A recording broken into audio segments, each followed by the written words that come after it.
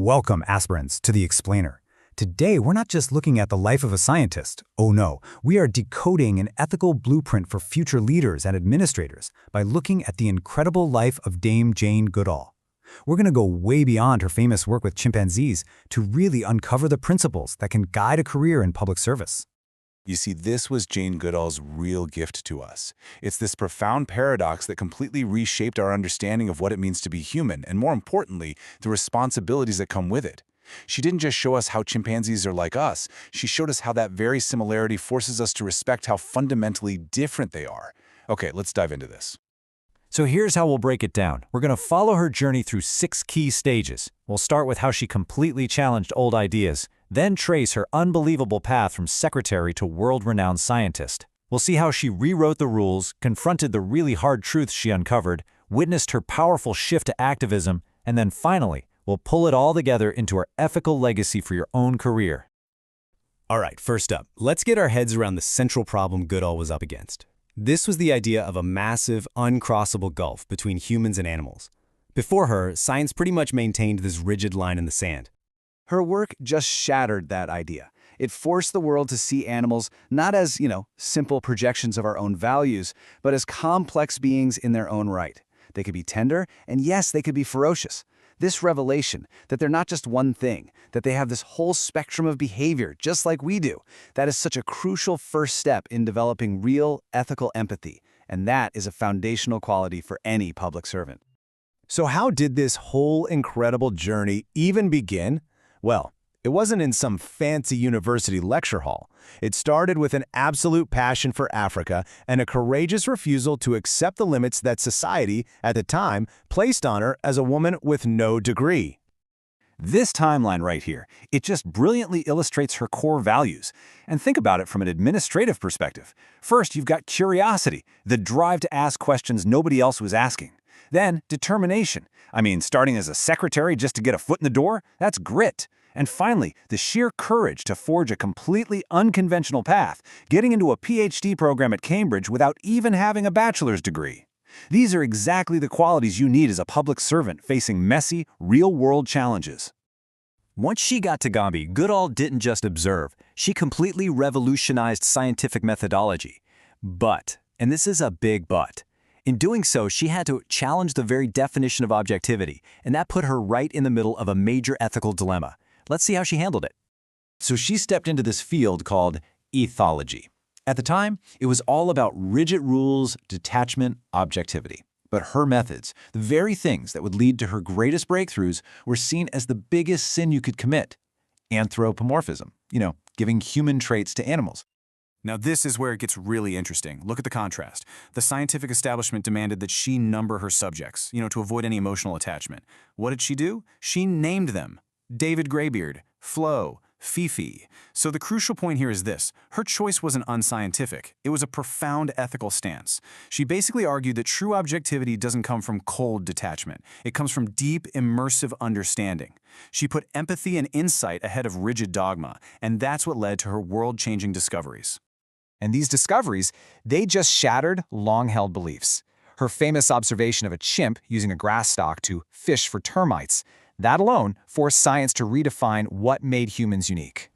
Now, for your exams, here's a great way to remember these key challenges to the scientific thinking of the time. Just remember the mnemonic M-A-N. M is for meat eating, proving they weren't just peaceful vegetarians. A is for anthropomorphism, her radical act of naming them and recognizing their personalities. And N is for nurturing, observing their complex, lifelong social bonds. M-A-N. But Goodall's research then took a very dark and unexpected turn.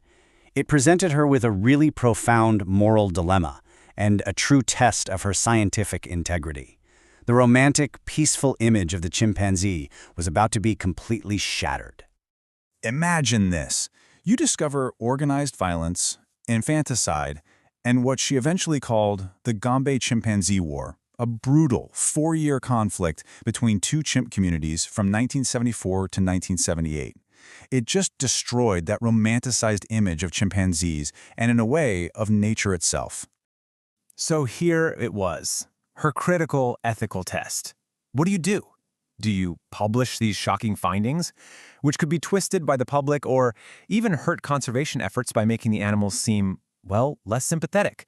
Or do you suppress the uncomfortable truth? It's a question every public servant might face in some form. And her choice? It's a vital lesson in administrative ethics. She chose integrity. She documented the war, the brutality, all of it. Her actions show us that integrity isn't about reporting good news or popular findings. It's about reporting the complete truth, no matter how uncomfortable it is. For any public servant, that right there is the bedrock of public trust. So, the more she learned about the chimps and all the threats they were facing, the more she realized that just having knowledge without taking action wasn't enough. It was almost irresponsible. And this marks her critical transition from being a detached scientist to a passionate global advocate. This wasn't some sudden change of heart. It was a deliberate, ethical evolution. It was driven by the core values of responsibility, compassion, and leadership. She understood that her unique knowledge gave her a unique duty to act.